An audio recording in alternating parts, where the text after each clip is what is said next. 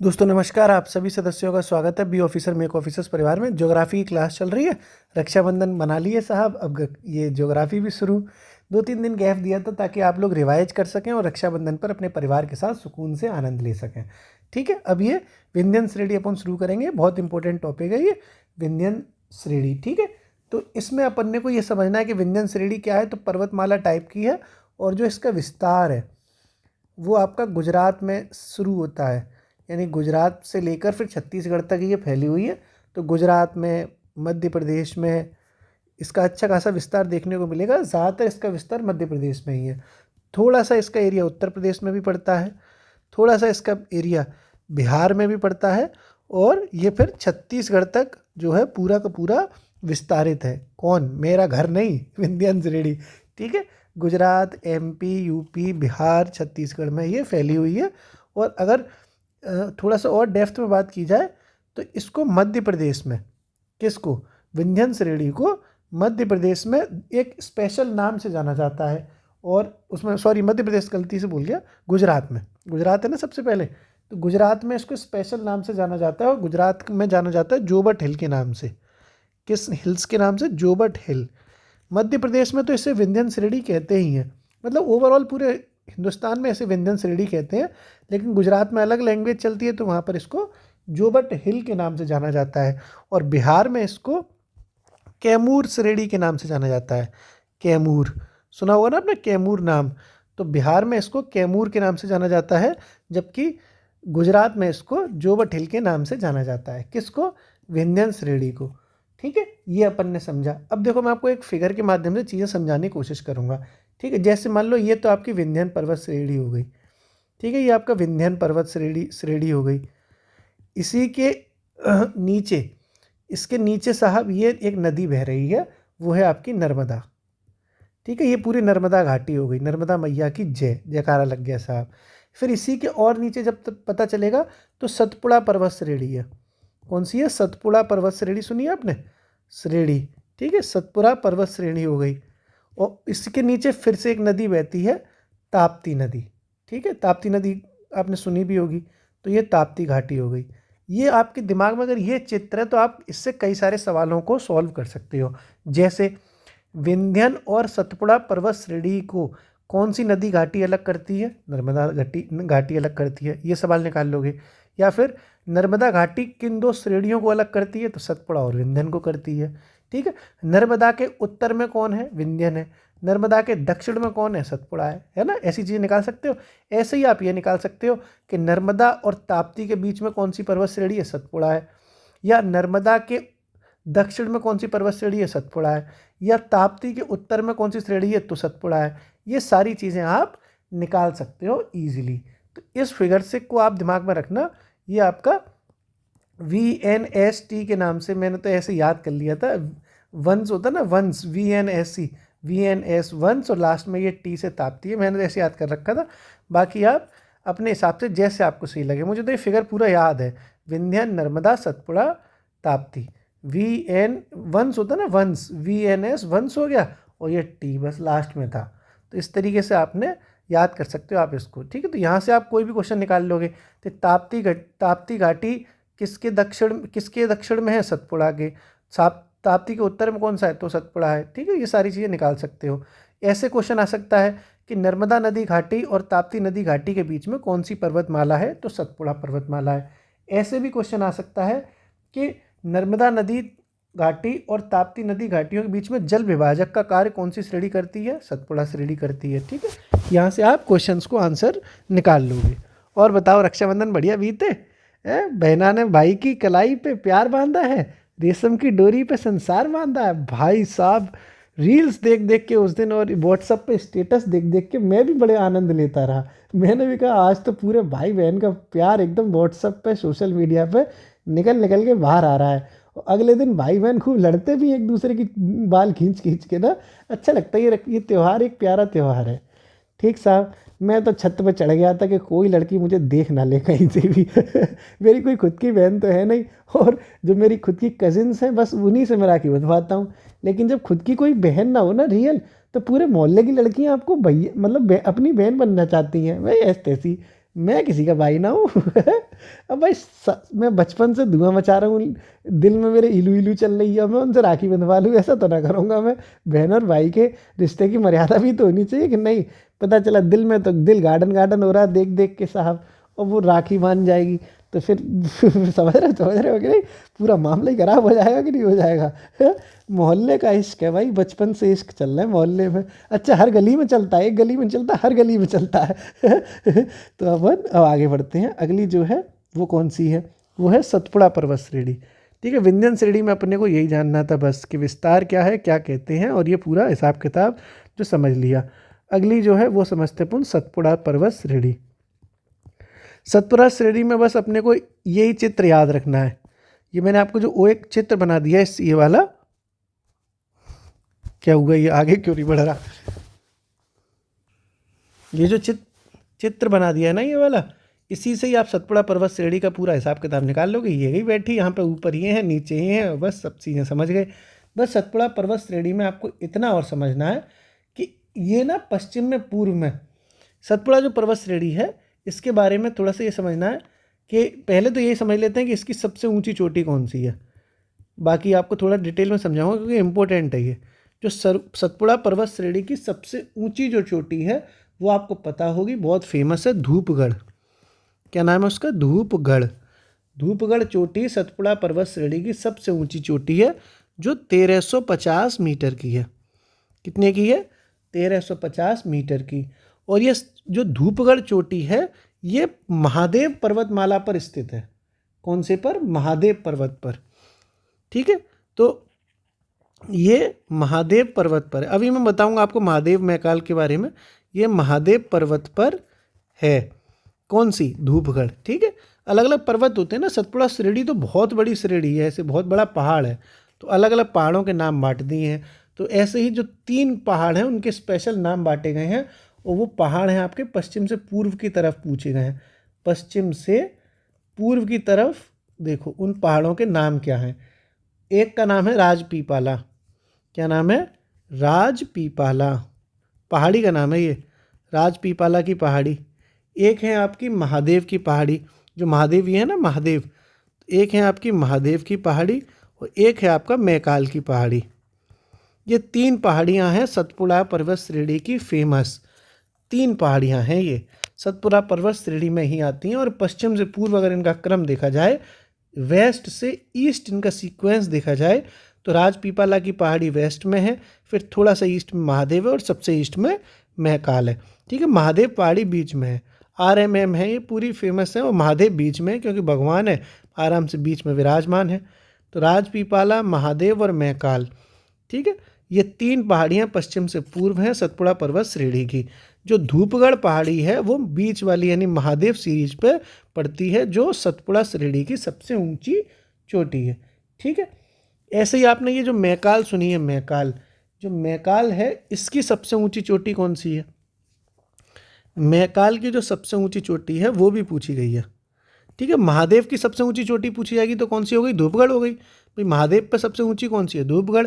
और पूरी ओवरऑल सतपुड़ा की पूछी जाएगी तो वो भी धूपगढ़ ही है। तो महाकाल की अगर इस इंडिविजुअल बात की जाए कि महाकाल की सबसे ऊंची चोटी कौन सी है, तो आपने बहुत प्यारा नाम सुना होगा, अमरकंटक। सुना है ना, अमरकंटक। अमरकंटक चोटी है जो महाकाल की सबसे ऊंची चोटी है। ठीक है, और इसी अमरकंटक से 2 नदियां निकलती हैं। इसी अमरकंटक से 2 नदियों का उद्गम होता है, वो होता है नर्मदा मैया का, और वो होता है आपका ताप्ती मैया का। 2 मैया हमारी, इनका ये उद्गम हो गया अमरकंटक से। ताप्ती कह रहा हूँ दोस्तों, सॉरी, सोन नदी का। ठीक, अभी ये रक्षाबंधन का भूत उतरा नहीं है, लग रहा है ना, गलत भूल गया, सोन नदी का। ठीक है, रक्षाबंधन का भूत अभी उतरा नहीं है मेरे से। तो ये नर्मदा मैया का और सोन मैया का उद्गम अमरकंटक से होता है, जो महाकाल पर्वतमाला की सबसे ऊंची चोटी है। कौन, अमरकंटक। ठीक है, तो अगर ये देखा जाए कि धूपगढ़ और अमरकंटक में कौन ऊंचा है, तो भैया जब पूरा सतपुड़ा सीरीज की ही सबसे ऊंची चोटी धूपगढ़ है, तो फिर अमरकंटक से तो ऊंची ही होगी ना। ओवरऑल आपको मैं ये भी बता दे रहा हूँ कि अमरकंटक की ऊंचाई कितनी है, 1065 मीटर अमरकंटक की ऊंचाई है। हालांकि ये जानना बहुत ज़रूरी नहीं है, लेकिन फिर भी आइडिया लगा लो, लिखने में कोई जरूर मतलब कुछ घिस नहीं जाएगा। धूपगढ़ की जो ऊंचाई है वो 1350 है, जबकि अमरकंटक की ऊंचाई कितनी है? 1065 मीटर। क्लियर? कोई प्रॉब्लम नहीं है ना। अब आराम से देखो, अब अगर ये देखा जाए कि इस चित्र के माध्यम से कि सतपुड़ा पर्वत श्रेणी किन दो घाटियों के बीच में जल विभाजक का काम करती है, तो नर्मदा और ताप्ती के बीच में। वही आपने यहीं समझ लिया था, तो इतना इसमें काफ़ी हो गया। ठीक है, अब बस इतना एक नोट करके और लिख लो कि जो सतपुड़ा श्रेणी है, ठीक है, सतपुड़ा श्रेणी के बारे में जो बात चल रही है, तो सतपुड़ा श्रेणी एक ब्लॉक पर्वत है। बस एक ये नोट करके लिख लो। ब्लॉक माउंटेन्स क्या होते हैं, ये हम जब पूरा माउंटेन सीरीज समझेंगे तब बताएंगे। वैसे तो ऐसे होता है कि दो पहाड़ हैं, उसके बीच में नदी जगह घुस गई तो उसको ब्लॉक माउंटेन कहते हैं, या ऐसे अलग अलग तरह के होते हैं। वो बहुत थोड़ा सा अभी आगे समझेंगे अपन, इतना समझने की ज़रूरत नहीं है। जैसे अभी आपको मैंने पिछले वीडियो में बताया था कि जो अरावली श्रेणी है वो एक अवशिष्ट पर्वत है। कैसा है? अवशिष्ट पर्वत है, ये मैंने पहले बता चुका हूँ, रेजिड्यूल माउंटेन है। ऐसे ही सतपुड़ा श्रेणी एक ब्लॉक माउंटेन है। अलग अलग तरह के माउंटेन होते हैं, ये जैसे अब अरावली है वो रेजिड्यूल है, अवशिष्ट है। सतपुड़ा है एक ब्लॉक माउंटेन है। ठीक है, ये आपने नोट करके समझ लिया। सतपुड़ा में इतना ही समझना था। अब देखो अगला जो आती है हेडिंग, वो हेडिंग डालो साहब। अगली हेडिंग है आपकी छोटा नागपुर का पठार। नाम का ही छोटा है लेकिन काम बड़े बड़े हैं, हाइट कम फाइट ज़्यादा है। छोटा नागपुर का पठार। कई लोग तो अभी लौटे नहीं होंगे ना, गाँव में ही होंगे अपने, नहीं लौटे होंगे। जैसे रक्षाबंधन त्यौहार मनाया तो 4-6 दिन मना के आएंगे आराम से। कई लोग तो यारों के एग्ज़ाम के बाद ही घर पे पड़े हुए हैं, आराम से मौज चल रही है उनकी, मस्त मज़े मार रहे हैं गाँव के। पेट का तो एग्ज़ाम देना है महाराज, आ जाओ लौट के आ जाओ जहाँ भी पढ़ते हो, और गाँव ही पढ़ रहे हो तो एक अलग चीज़ है। ठीक है, लेकिन जहाँ अगर बाहर कहीं पढ़ते हो तो भैया पहुँच जाओ, क्योंकि फिर नहीं तो एक दिमाग में रहती है ना कि अरे अभी तो मैं घर आया हूँ, अभी बाद में पढ़ लेंगे। तो अब पढ़ाई शुरू कर देनी चाहिए। ठीक है, छोटा नागपुर का जो पठार है, इसका विस्तार बेसिकली झारखंड में है। ठीक है, कहाँ पर है? इसका विस्तार बेसिकली झारखंड में। इतना तो सभी को पता ही है कि झारखंड में छोटा नागपुर पठार का पूरा विस्तार है ज़्यादातर। क्लियर? कोई प्रॉब्लम तो है ही नहीं है इसमें, मस्त एकदम। अब अपने को थोड़ा सा देखें तो पता चलेगा कि छोटा नागपुर के पठार की जो सबसे बड़ी नदी है वो कौन सी है। डिटेल में सारी चीज़ें समझ रहे हैं अपन लोग। सबसे बड़ी नदी जो है छोटा नागपुर के पठार की, वो है दामोदर रिवर, दामोदर मैया की जय। तो दामोदर नदी जो है वो सबसे बड़ी नदी है छोटा नागपुर के पठार की। इसीलिए यहाँ पर ये कोयला सबसे ज़्यादा पाया जाता है। ठीक है, कोयला सर्वाधिक पाया जाता है, मतलब काफ़ी पाया जाता है, काफ़ी भंडार है। ठीक है, काफ़ी मात्रा, सर्वाधिक तो नहीं लिख सकते क्योंकि बदलता रहता है। आपने देखा भी होगा माइंस में, खनिज में कोयला मतलब अधिकतम भी नहीं लिख सकते, अधिकतम का मतलब ये है ना काफ़ी लिख सकते हैं। कोयला यहाँ पर काफ़ी मात्रा में पाया जाता है, इस तरीके से तो लिख ही सकते हैं ना। पता चला सर्वाधिक का मतलब हो गया कि सबसे ज़्यादा, और कल को फिर उड़ीसा की किसी खान में मिल गया तो फिर हर साल बदल जाता है ये हिसाब किताब। ठीक है, ये पूरा अपन ने समझा। छोटा नागपुर पठार सबसे ज़्यादा झारखंड में है, सबसे बड़ी नदी दामोदर नदी है, और कोयला यहाँ पर काफ़ी मात्रा में पाया भी जाता है। एक चीज़ और होगी कि यहाँ की सबसे ऊंची चोटी कौन सी है, ये भी तो समझना पड़ेगा। सबसे ऊंची चोटी आ जाती है छोटा नागपुर के पठार की, तो वो है पारसनाथ। जैन धर्म के 23वें तीर्थंकर पारसनाथ के नाम पर सबसे ऊंची चोटी का नाम रखा गया है पारसनाथ। और पारसनाथ जैनियों का प्रसिद्ध तीर्थ स्थल है। हम तो जैन धर्म से ही हैं तो हमें तो पूरा आइडिया है, हम तो कई गए भी हैं पारसनाथ घूमने। झारखंड में अच्छी जगह, बहुत अच्छी क्या मतलब पवित्र जगह है। जैन धर्म के 20 तीर्थंकरों को मोक्ष हुआ है पारसनाथ जगह से। पहाड़ है सबसे ऊंचा। ठीक है, तो जैनियों का प्रसिद्ध तीर्थ स्थल भी है ये IAS में पूछा भी जा चुका है कि पारसनाथ किस धर्म से है। तो लोगों ने आइडिया लगा ही लिया होगा कि जब नाम ही पारसनाथ है तो 23वें तीर्थंकर हुए ही हैं, इस हिसाब से ये जैनियों से भी हो गए।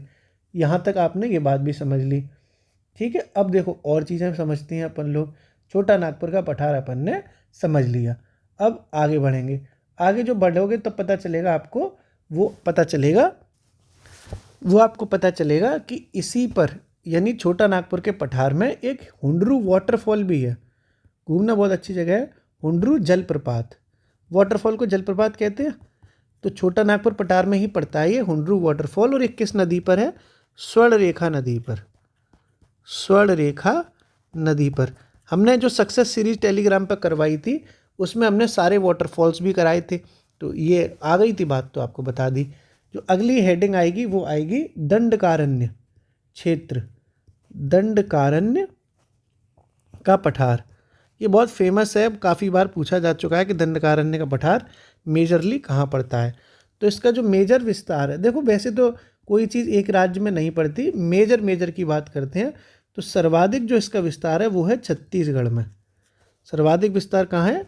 छत्तीसगढ़ में।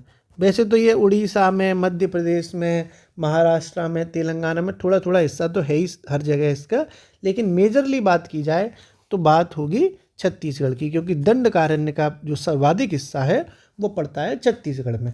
क्लियर? इसी दंडकारण्य के पठार में सबसे ज़्यादा जो धातु पाई जाती है वही पाई जाती है टिन की धातु। कौन सी? ठीक है, टिन धातु। टिन होती है ना, टिन।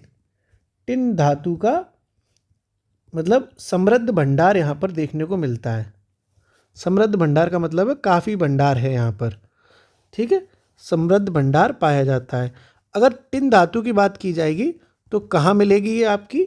वो मिलेगी दंडकारण्य के पठार में। और मान लो दंडकारण्य का पठार ऑप्शन में नहीं हो, स्टेट दे दिए जाएँ छत्तीसगढ़, असम, तेलंगाना, तो कहाँ मिलेगी टिन धातु सबसे ज़्यादा? छत्तीसगढ़ में। ये भी अपन ने समझ लिया। ठीक है, अब थोड़ा सा अपन आगे बढ़ते हैं। अब आगे बढ़ेंगे तब अपना को मिलेगा देखने के लिए मेघालय का पठार। ठीक है, मेघालय का पठार, ये भी बहुत इम्पोर्टेंट है। और साहब बहुत नए नए एक्सपीरियंस मिले होंगे, मुझे भी खूब नए नए एक्सपीरियंस मिले। मैंने खूब देखा दोस्तों, मैं 2-3 दिन अभी घर पर रहा अपने। नंद भौजाई का भी अलग मज़ा चलता है ना, नंद भाभी का रक्षाबंधन पे ना। नंद समझते कौन होती है? और भाभी तो जानते ही होंगे। भाभी मतलब तुम्हारे भैया की वाइफ हो गई। जैसे तुम्हारी वाइफ भी तो हमारे लिए भाभी हो गई। मतलब अगर तुम लड़के हो तो ठीक है, खुद लड़की हो तो तुम कहाँ से भाभी हो जाओगे हमारी? ठीक है लड़का हो तुम और तुम्हारी बहू हो जाएगी हमारी भाभी। और तुम्हारी बहन, तो तुम्हारी वाइफ और तुम्हारी बहन के बीच में जो शीत युद्ध चलेगा ना भाई साहब, वो भी बहुत देखने लायक होगा। देखना, रक्षाबंधन त्यौहार पे तुम्हारी वाइफ मान लो घर पे बैठी हुई है, बहन आ गई साहब अपने मायके से, और भाभी क्या बनाया है खाने में? अब भाभी मन में सोच रही हैं चलिए ही दुश्मन की औलाद है ठीक है खुद तो कुछ हो नहीं रहा, हमसे कह रही हैं कि क्या बनाया है? पनीर के पकौड़े बनाए, खा लो तुम आराम से। अब वाइफ मन में सोच रही है, अब भैया सब देख रहा है, भैया को भी पता है कि सब क्या चल रहा है इसके मन में। ये सब भाई साहब मैंने अभी खूब देखा अपने घरों में। एक अलग ही कोल्ड वॉर चलता है भाई साहब नंद भाभी में, अलग ही लेवल का मज़ा। हम जैसे लोग और आँख लगाते हैं, घी लेके गए थे, माचिस लेके गए थे कि नंद भाभी के बीच में कोई भी टॉपिक छिड़ेगा तो धुआं धुआं कर देंगे। कले से मचमाई घर में बैठ के आराम से बस आँख लगा के भाग जाते थे और फिर लड़ाई होती रहती थी। मैंने भी खूब मज़े ले लिए। ठीक है, अब लौटाओ मेघालय के पठार पे, बस इतना ही होता है बीच बीच में हंसी हंसी कर देता हूँ मैं। तो मेघालय के पठार में अपने को क्या समझना है कि जो अपन ने अभी छोटा नागपुर का पठार देखा था झारखंड वाला, जो छोटा नागपुर का पठार है झारखंड वाला जो अभी अपन ने समझा, उसका पूर्वी विस्तार है ये। कौन? मेघालय का पठार। ठीक है, तो यहाँ लिख देना, ये छोटा नागपुर के पठार का पूर्वी विस्तार है। कौन सा है? पूर्वी विस्तार। पूर्वी विस्तार का मतलब ईस्ट में पड़ता है ये। जैसे ये छोटा नागपुर का पठार हो गया, इसके ये पूरब में यही हिस्सा आपका मेघालय का पठार हो गया। इसका मतलब है कि ये बीच में ना थोड़ा सा अलग हुआ है। ये छोटा नागपुर का पठार हो गया। और अच्छे से समझाऊँ? बढ़िया तरीके से बना के चित्र बना दूंगा तो ज़्यादा समझ में आ जाएगी तुम्हारे। ये जैसे मान लो ये आपका छोटा नागपुर का पठार था। और छोटू राम कैसे हो? जे हो गया छोटा हाइट, क्या कहते हैं, छोटा मतलब कुछ भी समझ लो, हाइट कम फाइट ज़्यादा, तो ये छोटू राम हो गए साहब। ये आपके यहाँ पर पूरब में ये हो गए मेघालय के पठार, जिसके बारे में अपन समझ रहे हैं। बीच में हिस्से में थोड़ा सा गैप हो गया। क्या हो गया? गैप। और इसी गैप को दोस्तों कहते हैं मालदा गैप। क्या कहते हैं? मालदा गैप। इसी गैप को कहते हैं मालदा गैप। और कहीं कहीं इसको कह देते हैं मालदा गैप को ही, अलग अलग लैंग्वेज में अलग अलग नाम है, मालदा गैप कह लो या फिर राजमहल गारो गैप कह लो। राजमहल गारो गैप एक ही बात है ये। तो ये छोटा नागपुर के पठार का पूर्वी विस्तार है मेघालय का पठार, जो बीच में गैप हुआ है उस गैप को कहा जाता है मालदा गैप या राजमहल गारो गैप। ठीक है, तो अगर क्वेश्चन इस तरीके से आ जाए कि छोटा नागपुर के पठार और मेघालय के पठार को किस गैप के द्वारा अलग अलग किया गया, तो मालदा गैप या फिर राजमहल गारो गैप हो जाएगा। ठीक है, यही इससे मैंने ऐसा ही चित्र सा बना लो जिससे कि आपको हल्का सा बेसिकली याद भी रहे आगे। ठीक है, अभी इसी मेघालय के पठार में आप लोग घूमने तो गए नहीं होंगे, हम तो गए हैं, बड़ा बढ़िया एरिया है ये। मेघालय जाओ ना, बहुत अच्छी जगह है। तो वेस्ट से आप ईस्ट की तरफ बढ़ोगे, पश्चिम से पूर्व, तो आपको 3 खूबसूरत पहाड़ियाँ देखने को मिलेंगी और ऐसा लगेगा कि आप स्वर्ग में आ गए। उन पहाड़ियों का नाम है गारो खासी जयंतियाँ। गारो खासी जयंतियाँ, ये वेस्ट टू ईस्ट है, पश्चिम से पूर्व। गारो खासी जयंतियाँ, गारो खासी जयंतियाँ। क्लियर? ओके, खासी पहाड़ी में ये गारो, खासी और जयंतियाँ 3 तरह की पहाड़ी आपको पश्चिम से पूर्व की दिशा में देखने को मिल जाएंगी। ठीक है, और इसी खासी पहाड़ी, हम तो गए हैं पूरा देख के, इसी खासी पहाड़ी के दक्षिण में, खासी पहाड़ी के दक्षिण में आपको एक खूबसूरत जगह और देखने को मिलेगी जिसका नाम आपने बचपन से सुना होगा, और वो नाम है आपका मोहसिन राम। क्या है? मोहसिन राम और चेरापूंजी, जहाँ पर हिंदुस्तान में सोने सबसे ज़्यादा बारिश होती है। क्या होती है? सर्वाधिक बारिश होती है। बहुत बढ़िया जगह है। अच्छा, सभी लोग, आप लोग जाना, ज़रूर जाना। शादी से पहले जाओ, शादी के बाद जाओ, बच्चों के संग जाओ, बिना बच्चों के संग जाओ, गर्लफ्रेंड के संग जाओ, बॉयफ्रेंड के संग जाओ, मम्मी के संग जाओ, पापा के संग जाओ, ज़रूर जाओ भैया। स्वर्ग है, स्वर्ग। मैंने तो देखा है, महसूस किया है, इतना खूबसूरत इलाका है ये, मतलब आपको मन नहीं करेगा आने का। इतनी बहुत सुंदर पहाड़ों के बीच में मज़ेदार जगह एकदम। पश्चिम से पूर्व की ओर गारो खासी जयंतिया पहाड़ियाँ हैं। किसमें? मेघालय के पठार में। खासी के दक्षिण में जो एरिया पड़ता है उसको कहते हैं मोहसिन राम या फिर चेरापूंजी। 2 शहर हैं ये, छोटे छोटे से गांव से, मतलब गांव क्या, छोटे छोटे सिटीज ही हैं ये। बहुत, राजधानी तो चेरापूंजी है शायद मेघालय की। एग्जैक्टली मुझे पता भी ना कौन सी है राजधानी। वो चेरापूंजी कह रहे हो, शिलोंग है ना, हम लोग गए तो थे, भूल गया मैं। शिलोंग है मेघालय की, भूल जाते हैं कभी कभी, याद आ गई अचानक। शिलोंग है ना, चेरापूंजी तो जगह पड़ती है वहाँ पर। तो ये मोहसिन राम और चेरापूंजी सर्वाधिक बारिश का एरिया। ये कौन सी पहाड़ी के दक्षिण में पड़ेगा? खासी पहाड़ी के दक्षिण में पड़ेगा। ठीक है, अब अपन थोड़ा सा आगे बढ़ते हैं। आगे बढ़ोगे तो आपको कर्नाटक के पठार के बारे में भी जानना पड़ेगा। ये कुछ स्पेसिफिक पठार वठार हैं जो आ जाते हैं। कर्नाटक का पठार, ये तो आपने समझ लिया था, मेघालय फेघालय। अब कर्नाटक के पठार की तरफ चलते हैं। कर्नाटक के पठार को दोस्तों मलनाड कहा जाता है। ठीक है, मलनाड, लोकल लैंग्वेज में कहेंगे कि नहीं कहेंगे, तो इससे मलनाड कहा जाता है। ये पीसीएस में पूछा भी जा चुका है, मलनाड कहते हैं। ऐसे आया भी था कि किस पठार को मलनाड कहते हैं, तो ऑप्शन में थे दंडकारण्य का पठार, मेवाड़ का पठार, कर्नाटक का पठार या राजस्थान का पठार। तो मलनाड कहा जाता है कर्नाटक के पठार को। और यहाँ पर जो सबसे ऊंची चोटियों वाला क्षेत्र है, जो सर्वोच्च चोटी क्षेत्र है, पर्वतीय क्षेत्र है, वो उसको कहते हैं बाबा बूदन की पहाड़ियाँ। क्या कहते हैं? बाबा बूदन की पहाड़ियाँ, बाबा बूदन की पहाड़ियाँ। ठीक है, तो यानी अगर ये पूछा गया कि बाबा बूदन की पहाड़ियाँ कहाँ पर हैं, तो क्या आंसर ठोंक दोगे? कर्नाटका। ओके, और इसकी सबसे ऊंची चोटी कौन सी है? देखो, ये तो क्षेत्र हो गया पर्वत का। पर्वत में और चोटी में फर्क होता है ना, पर्वत तो बड़े बड़े ऐसे हो गए, चोटी जो टॉप हो गई।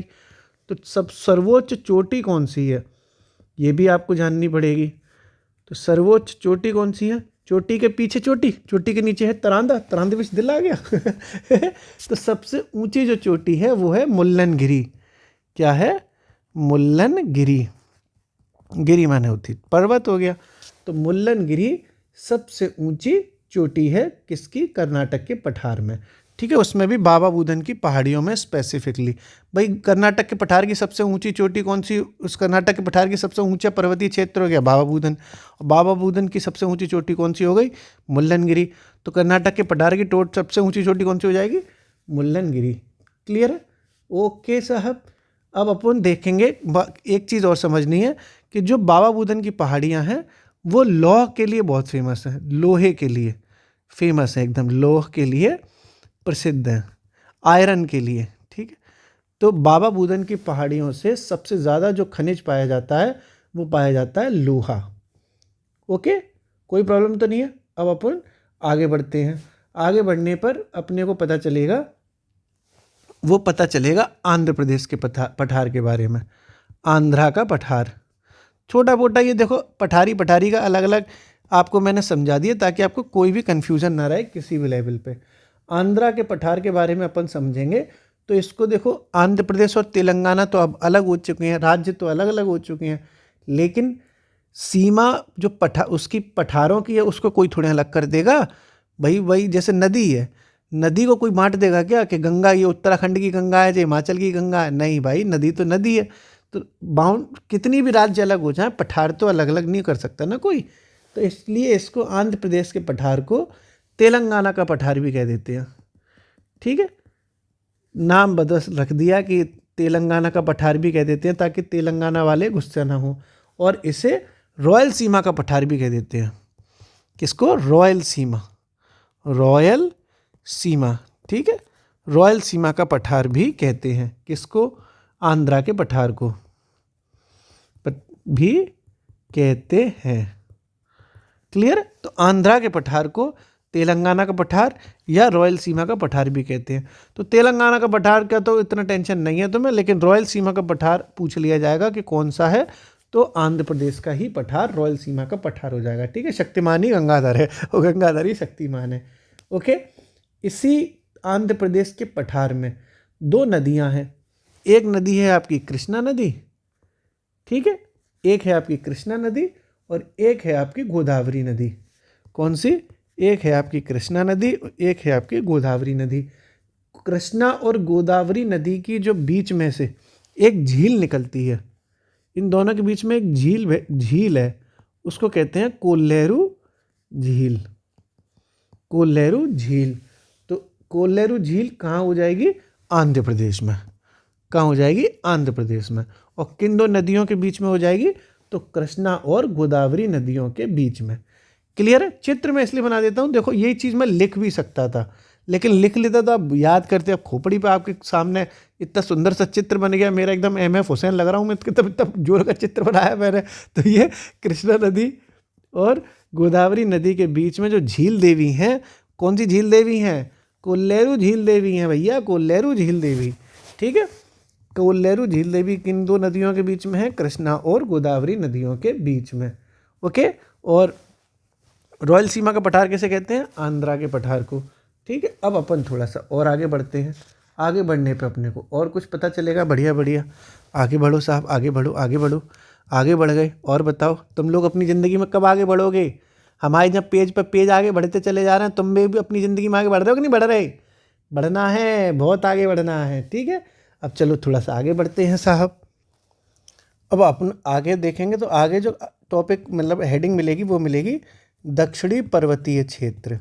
साउथ इंडिया में भी तो बहुत सारे पर्वत हैं, वे भी तो देखने हैं। नहीं पता चला कि रायता ही फैल जाए पेपर में। भाई साहब साउथ इंडिया घुमाएंगे, आओ साहब, बढ़िया एकदम तुम्हारा साउथ इंडिया घुमाता हूँ। तमिलनाडु, केरल ले लेना, मज़ा आ जाएगा तुम्हें यहीं से बैठे बैठे। तो फ्लाइट अपनी उड़ रही है नई दिल्ली एयरपोर्ट से टों टों करती हुई। कौन सी फ्लाइट में जाना पसंद करोगे बताओ? इंडिगो में चलें? चलो इंडिगो से चलते हैं। तो इंडिगो गाड़ी चल दी है अपनी छुक छुक करती हुई, मतलब फ्लाइट है, छुक छुक क्या करेगी, मतलब हवाई जहाज है ना अपना। तो ये छुक छुक नहीं, मतलब ऐसे हवा में आनंद लेते हुए चल दी साहब। कमर की पेटियाँ बांध ली? बांध लो। यहाँ पर अपन जाके देखते हैं तो सबसे पहले पता चलता है कि हमें मिल रही है साहब नीलगिरी पर्वतमाला, और उसकी सबसे ऊंची चोटी कौन सी है? ये फैक्ट ही फैक्ट है इसमें। देखो फ्लाइट में घूम रहे हो तो फैक्ट ही फैक्ट देखते चलो। पहला फैक्ट अपन ने देखा डोडा बेट्टा, और बेट्टा डोडा बेट्टा। डोडा बेट्टा के बारे में फैक्ट पता चला कि डोडा बेट्टा कहाँ है साहब? तो ये नीलगिरी पर्वत की सबसे ऊंची चोटी है। कौन सी है? नीलगिरी पर्वत की सबसे ऊंची चोटी। नीलगिरी पर्वत पड़ता है साउथ में, घूम रहे हो तो नीलगिरी पर्वत तो देखोगे ही। तो नीलगिरी पर्वत की सबसे ऊंची चोटी है। मेरे हाथ में वो लग गई है ना यार, इसलिए मेरा राइटिंग बहुत ख़राब हो गया।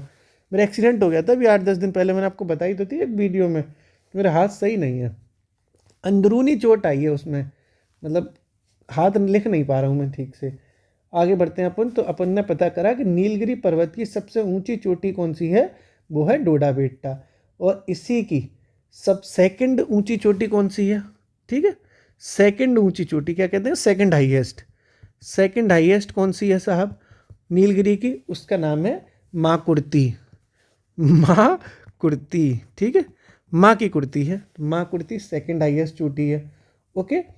आपने एक बहुत फेमस टूरिस्ट प्लेस का नाम सुना होगा, ऊटी है। ऊटी से ना राज पिक्चर सुनी, राज, जिसमें वो राज मुझे क्या था ना, पर्दा पर्दा का गाना ही था, राज एक पिक्चर थी विपाशा बसु की, बड़े बढ़िया बढ़िया गाने थे उसमें, बड़े अच्छे अच्छे गाने थे उसमें। लाजमी है कि तुम मुझसे पर्दा करो, ऐसा डीनो मारिया और विपाशा बसु की। तो उसमें ऊटी पिक्चर की शूटिंग थी पूरी। तो ऊटी जो टूरिस्ट प्लेस है वो इसी नीलगिरी पर्वत श्रेणी में ही पाया जाता है। और ऊटी तो उसे अपन लोग कहते हैं, जबकि उसका पूरा नाम है उडग मंगलम, ठीक है। तो ये भी अपन ने समझा कि इसी में यानी नीलगिरी पर्वतमाला में ही, लिखो नीलगिरी पर्वतमाला में, लिखते जाओ सारे, ठीक है। प्रसिद्ध पर्यटक स्थल, प्रसिद्ध पर्यटक स्थल का मतलब हो गया टूरिस्ट प्लेस, ऊटी। ब्रैकेट में लिखो उदग, ब्रैकेट में लिखो उदग मंगलम, ठीक है। नीलगिरी पर्वतमाला में प्रसिद्ध पर्यटक स्थल ऊटी यानी उदग मंडलम स्थित है। तो ऊटी के बारे में पूछा जाएगा तो कौन सी पर्वतमाला में है, नीलगिरी पर्वतमाला में। ओके। ऐसे ही एक पर्वतमाला और है, उसका नाम है अन्नामलाई। दो अलग अलग हैं, ये अलग अलग आपको साउथ इंडिया घुमा रहा हूँ ना। तो अन्नामलाई पर्वतमाला भी है। तो अन्नामलाई के बारे में देखते हैं। अन्नामलाई पर्वत की जो सबसे ऊंची चोटी है उसको समझते हैं। सर्वोच्च चोटी किसकी, अन्नामलाई की। वो अन्नामलाई की जो सबसे ऊंची चोटी है उसका नाम है अनाई मुदी। क्या नाम है, अनाई मुदी, अनाई मुदी। अब देखो आपको ये समझना पड़ेगा कि पूरे साउथ इंडिया की ही बात की जाए, पूरे दक्षिण की ही बात की जाए, तो सबसे ऊंची चोटी कौन सी है, तो ये अनाई मुदी ही है, ठीक है। ये समझ गए आगे आपके कि अगर पूरे साउथ इंडिया की बात की जाए तो कौन सी है। तो ऑप्शन में ये भी आ सकता है कि ए ऑप्शन में आपको डोडा, ये कौन सी थी, डोडा बेट्टा, ये ऑप्शन में दे दें, अनाई मुदी दे दें, और भी दो ऑप्शन लगा दें। पूरे प्रॉपर साउथ इंडिया की सबसे ऊंची चोटी अनाई मुदी है। जबकि अलग अलग पर्वतमालाओं के बारे में बात की जाएगी तो अन्नामलाई की अनाई मुदी हो गई, जबकि नीलगिरी की डोडा बेट्टा हो गई, ठीक है। ये भी अपन ने समझ लिया। तो ब्रैकेट में यहाँ साथ में लिख ही लो। तो दक्षिण भारत की सबसे ऊंची चोटी कौन सी है, यही अनाई मुदी, यहाँ पे ऐसे साथ में लिख लो। ये तो आपने लिख ही लिया, ये तो आपने लिख ही लिया यहाँ पर इतना। इसके साथ में ऐसे ये जो इसके ऐसे साथ में लिख लो, अन्नामलाई पर्वत की सर्वोच्च चोटी अनाई मुदी है, जो कि दक्षिण भारत की सर्वोच्च चोटी भी है, दक्षिण भारत की सर्वोच्च चोटी भी है। अब आपके पूरा बेसिक कॉन्सेप्ट भी समझ में आ गया। ओके। अब अपन आगे समझते हैं। अब आगे इसके आगे थोड़ा सा बढ़ते हैं। अब देखो आपको ना एक फिगर के माध्यम से मैं आपको चीज़ें और क्लियर करूं, मज़ा आ जाएगा आपको। सबसे पहले अपन ने देखो नीलगिरी माउंटेन समझी थी, नीलगिरी पर्वतमाला देखी अपन ने अभी, ठीक है। उसके बाद फिर अपन ने अन्नामलाई पर्वतमाला देखी, अन्नामलाई पर्वत हो गए। एक पर्वत और है उसको कहते हैं कार्डामम। क्या कहते हैं उसको, कार्डामम पहाड़ी, कार्डामम पर्वत, ये भी अपन ने देख लिया। ये तीन तरह के आपका फिगर देख रहे हो। सबसे ऊपर आपको दिखाई दे रहा है नीलगिरी पर्वत, फिर दिखाई दे रहा है आपको अन्नामलाई पर्वत, ये आपको घुमाया जा रहा है आनंद लेके, और एक आपको दिखाई दे रहा है कार्डामम पर्वत। कार्डामम पर्वत के कुछ अलग नाम भी हैं, मतलब इनका सिनोनियम्स भी है। इसी को इलायची पर्वत भी कहते हैं, इलायची पहाड़ियाँ, क्या कहते हैं, इलायची पहाड़ियाँ। और इसी को आपको येला माला पहाड़ियाँ भी कहते हैं, येला माला पहाड़ियाँ, ठीक है। तो ये अगर इस तरीके से भी क्वेश्चन आ सकता है कि इलायची पहाड़ियाँ किन पहाड़ियों को कहा जाते हैं, ये सब ऑप्शन दे देंगे। तो कहते हैं कार्डामम पहाड़ियाँ, या ऐसे भी आ सकता है कि कार्डामम पर्वत के अन्य नाम क्या हैं, तो एक नाम इसका येलामाला भी है और एक नाम इसका इलायची पहाड़ियाँ भी है। तो ये पोजीशन आपने समझी कि देखो सबसे नॉर्थ में नीलगिरी है, फिर मध्य में अन्नामलाई है और ये सबसे दक्षिण में, सबसे साउथ में कौन सी है, कार्डामम। इनको अगर क्रम से लगवाओगे तो नॉर्थ टू साउथ यही क्रम है इनका। ठीक है, ये चित्र इसीलिए बना देता हूँ। ओके, नाक कहते हैं इसको, नाक। नाक तो बन जाएगी, नाक होती है कि नहीं होती, नाक, बड़ी नाक, अपनी अपनी भी नाक है एक साथ लंबी नाक सी, तो नाक से आप याद भी रखोगे, नाक हो गई। शॉर्ट ट्रिक समझ में चलती है हमेशा, तो नाक आपने समझ ली। अब कुछ दर्रे पाए जाते हैं इनके बीच में, तो नीलगिरी और अन्नामलाई के बीच में पालघाट दर्रा है। कौन सा दर्रा है, पालघाट दर्रा। दर्रे होते हैं ना, दर्रे। और ऐसे ही अन्नामलाई और कार्डामम के बीच में भी एक दर्रा है और वो है सेनाकोट्टा दर्रा। कौन सा, सेनकोट्टा दर्रा। अब बताओ बात समझ में आई कि नहीं आई। नाक से तो तुम्हें ये पर्वत याद हो गए सीधे सीधे, बीच में आपका पालघाट दर्रा हो जाएगा, वो नीलगिरी टू अन्नामलाई के बीच में है, और जो सेनकोट्टा दर्रा है वो अन्नामलाई टू कार्डामम के बीच में है। क्लियर, कोई टेंशन तो नहीं है, बिल्कुल भी टेंशन नहीं है ना। अब आपने ये एक चीज़ समझ ली, पालघाट जो दर्रा है वो किसको जोड़ता है किसको नहीं जोड़ता वो भी देख लो, डिटेल में चीज़ें समझ लेते हैं। पालघाट जो दर्रा है वो जोड़ता है पलक्कड़ को कोयम्बटूर से, पलक्कड़ को कोयम्बटूर से जोड़ता है। ये दोनों एक एरिया हैं। हम आपको देखो कोई भी चीज़ छोड़ नहीं रहे आपके लिए कि हम हल्के हल्के में चीज़ें करा दें, हम बहुत डेप्थ में करा रहे हैं, एकदम एकदम आपको PCS हो चाहे पेट हो चाहे आर हो, आपको चीज़ें बाहर नहीं मिलेगी। यहाँ से बहुत अच्छा कंटेंट दे रहे हैं, फ्री में दे रहे हैं, इसलिए आप शायद वैल्यू ना करो, लेकिन जो वैल्यू करेगा उसको बहुत फ़ायदा होगा फ्यूचर में।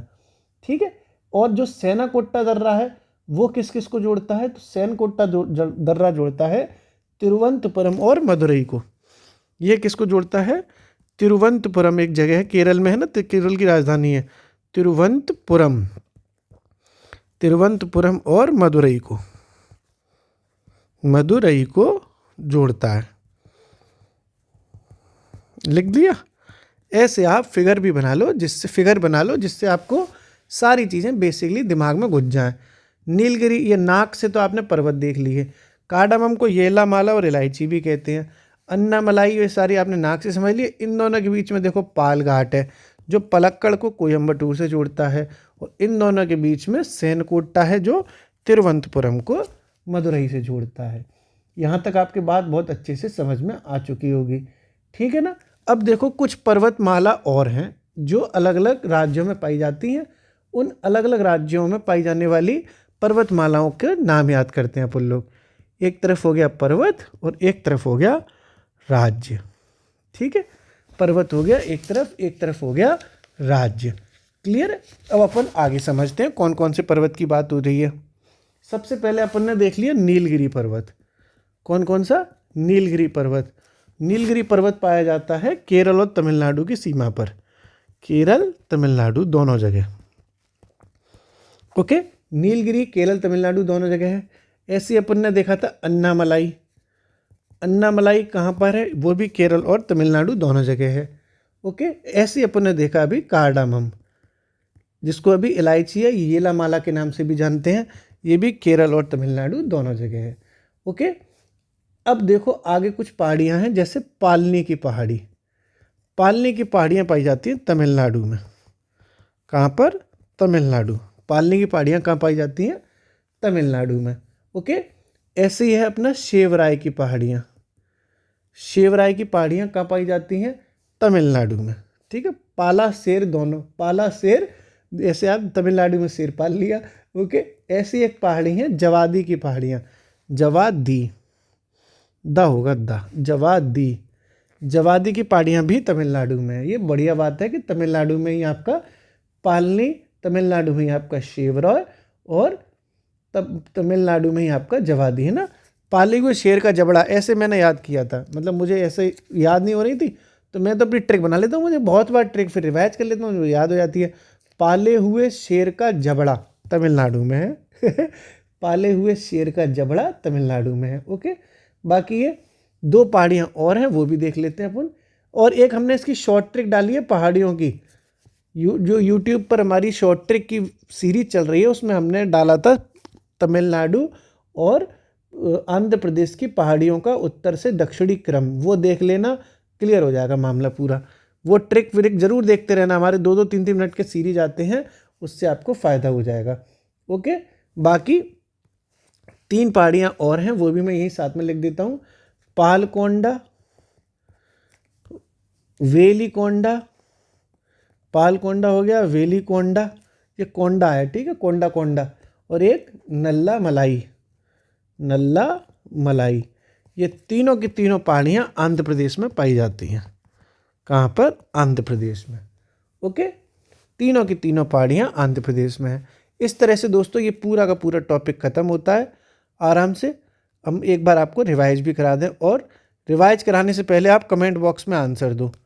कमेंट बॉक्स में आप आंसर देंगे क्योंकि यहाँ पर कई लोग ना भाग जाते हैं इसके बाद, ठीक है। तो आप बताओ, एक पहाड़ी पंचमलाई, पंचमलाई की पहाड़ियाँ, हमने शॉर्ट ट्रिक में ये बताया भी था कि पंचमलाई की पहाड़ी किस राज्य में पाई जाती है, बताइए। ये आपको कमेंट बॉक्स में बताना है कि पंचमलाई की पहाड़ियाँ किस राज्य में पाई जाती हैं।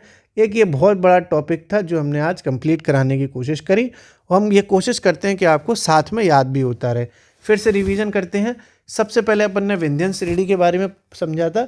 इसका विस्तार गुजरात, मध्य प्रदेश, उत्तर प्रदेश, बिहार में है। बेसिकली ये एमपी की मानी जाती है, ये अलग अलग जगह इसका अलग अलग नाम है। गुजरात में इसका नाम है जोवट हिल और बिहार में इसका नाम है कैमूर। गुजरात में है जोवट हिल जबकि बिहार में है कैमूर।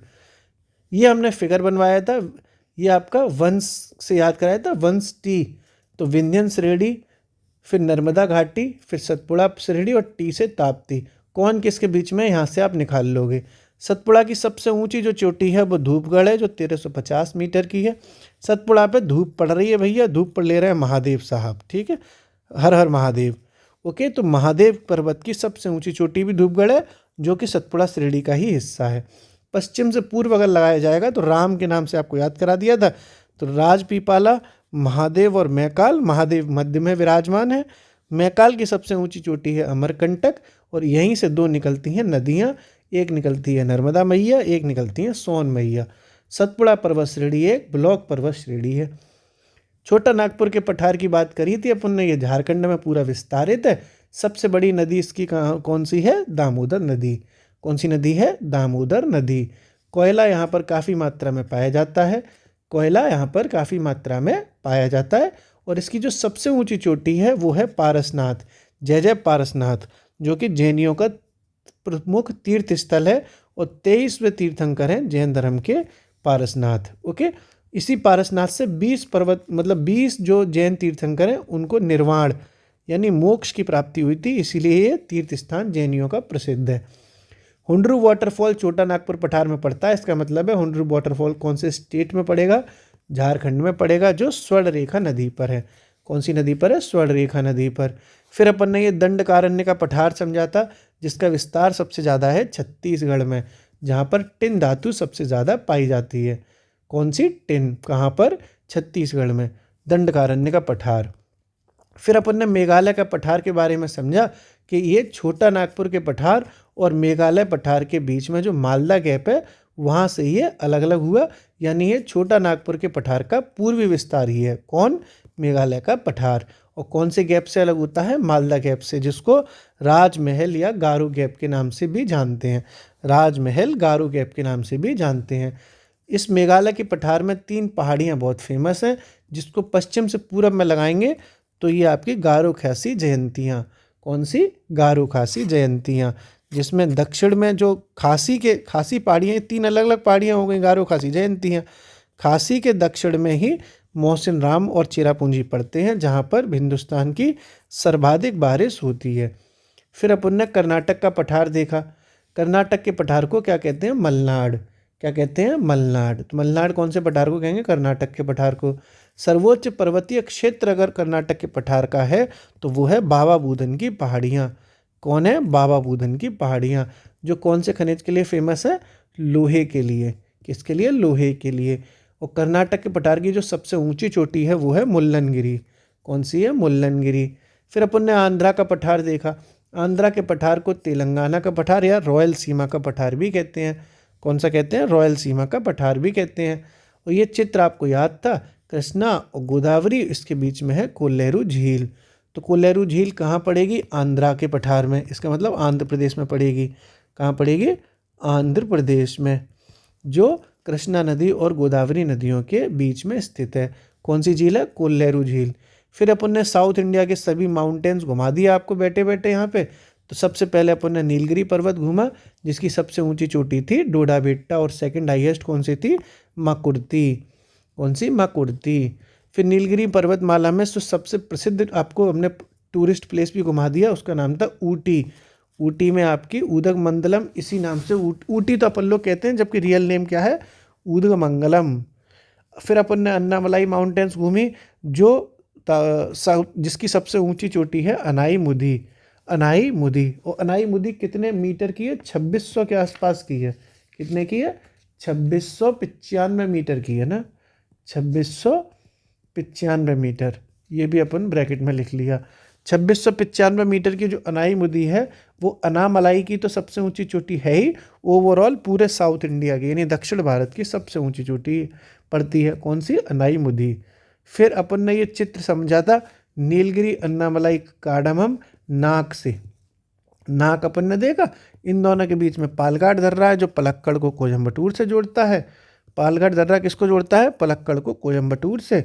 और ये इन दोनों के बीच में सेनाकोट्टा दर्रा है, जो तिरुवनंतपुरम को मदुरई से जोड़ता है। किसको? तिरुवनंतपुरम को मदुरई से। कार्डामम पहाड़ियों को इलायची पहाड़ी या येलामाला पहाड़ियों के नाम से भी जाना जाता है। येलामाला पहाड़ियाँ या इलायची पहाड़ियाँ। फिर ये प्रमुख पर्वत श्रृंखला हमने आपको समझाई दी कि नीलगिरी, अन्नामलाई, ये नाक है, ये तीनों के तीनों केरल और तमिलनाडु दोनों में जगह पाई जाती हैं। और आपका पाला है शेर जबड़े वाला, पाला है शेर जबड़े वाला, ये तमिलनाडु में।